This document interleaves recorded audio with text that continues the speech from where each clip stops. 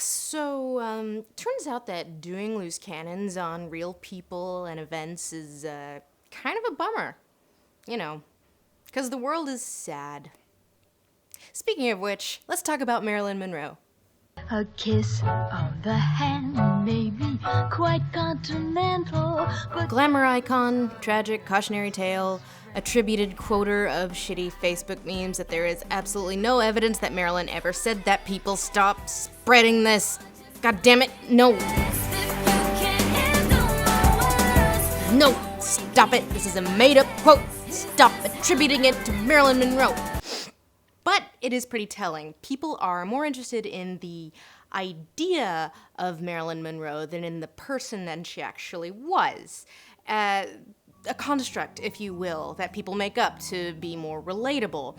That's why when I think of Marilyn Monroe, one of the first things that comes to my mind is Andy Warhol's painting, which is called Marilyn Diptych. Because really, there are two Marilyns, the actual human being who lived and died tragically, and Marilyn Monroe, the glamorous symbol of Hollywood glitz and glamour, who is just that, a symbol, a construct. The reason Warhol's work comes to mind for me is because Marilyn's face was the image that he set on as the idea of pop culture ubiquity. And some people interpret this to mean that repetition and ubiquity render an image meaningless. He also famously did the same thing with Campbell's soup cans, Coke bottles, Elvis. This therefore being his critique/tribute to pop culture through pop art. So in a perverse way, that's what made Warhol's interpretation become such a perfect statement of what pop culture even was. This human person's face has become so ubiquitous that it's just an image. It has all to do with the actual human being who owned it. In terms of symbology, aside from the image Warhol made famous, her two most famous images come from the Diamonds Are a Girl's Best Friend scene from Gentlemen Prefer Blondes, famously reappropriated by Madonna, and the sewer grate scene from The 7-Year Itch, parodied by everyone. Cut! Repetition ad nauseum, yes, but to what end? She means something to people, but what? Marilyn gets name dropped in pop songs a lot.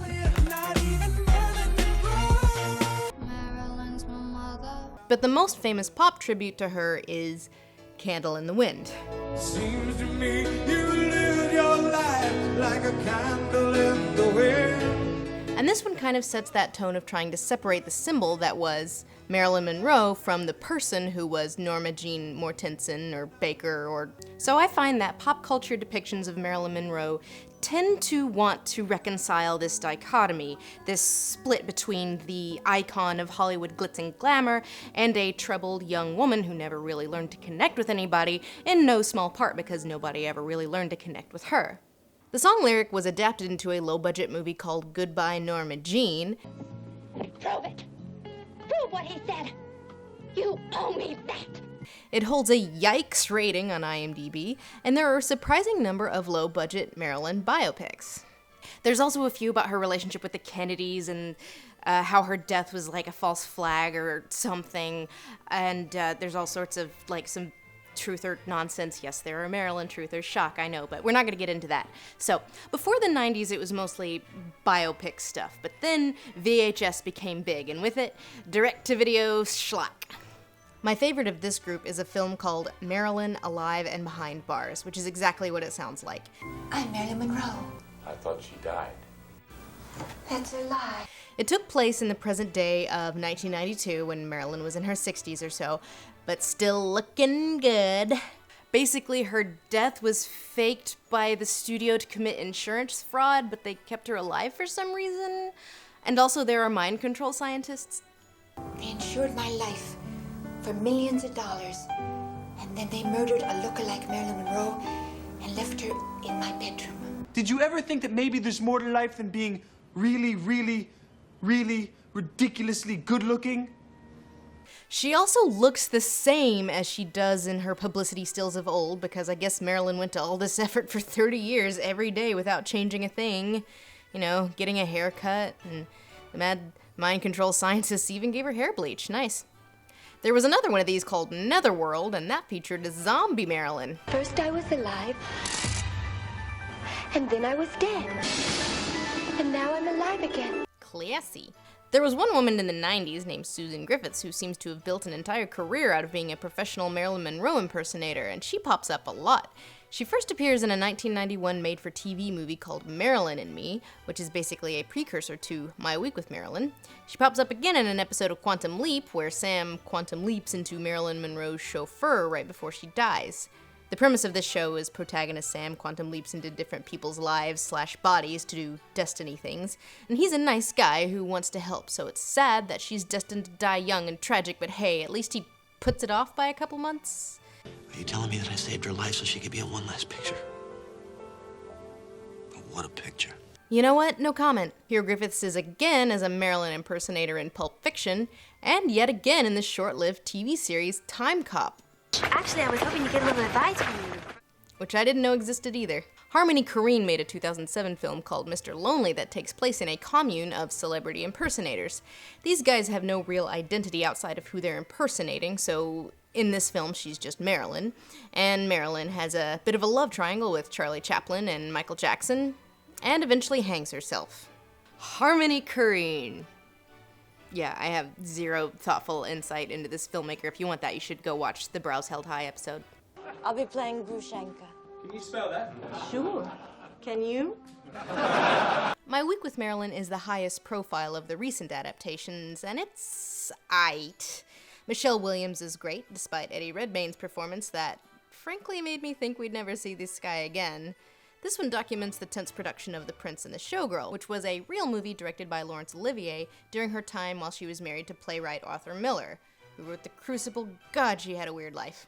Anyway, it was based on 2 books by Colin Clark, who was played by Redmayne in this film, and which may or may not be accurate, we'll never know.